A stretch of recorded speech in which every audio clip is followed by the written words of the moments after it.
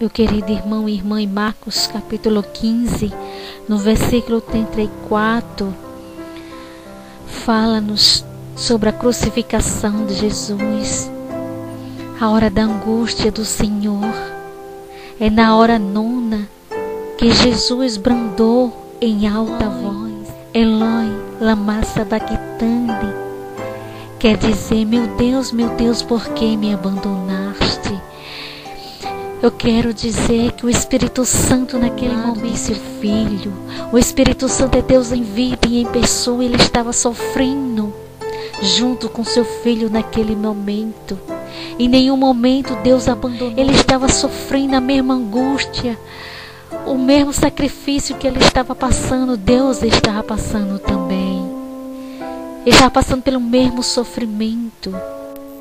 Querido irmão em Cristo Jesus, minha irmã, em João capítulo 14, no versículo, diz a palavra de Deus: não se perturbe o vosso coração. Credes em Deus, credes também em mim.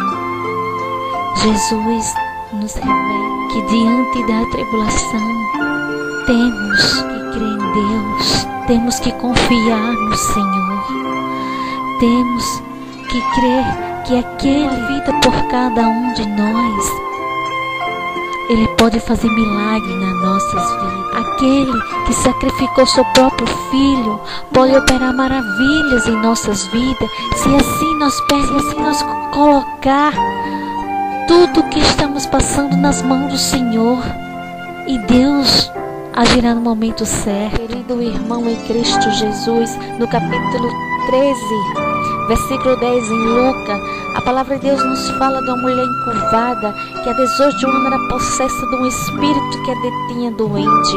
Aquela mulher, com toda dificuldade, ela saiu da sua casa, foi ao encontro de Jesus, foi ouvir a palavra de Jesus. Imediatamente que ela ouviu a palavra, a sua alma se alimentou, a sua alma se iluminou da palavra. Então não havia lugar mais para aquele espírito na vida daquela mulher.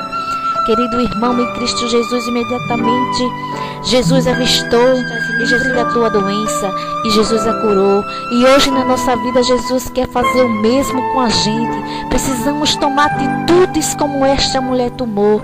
Temos que sair da nossa casa e se alimentar dessa palavra, que a palavra de Deus é vida e alimento. Amém?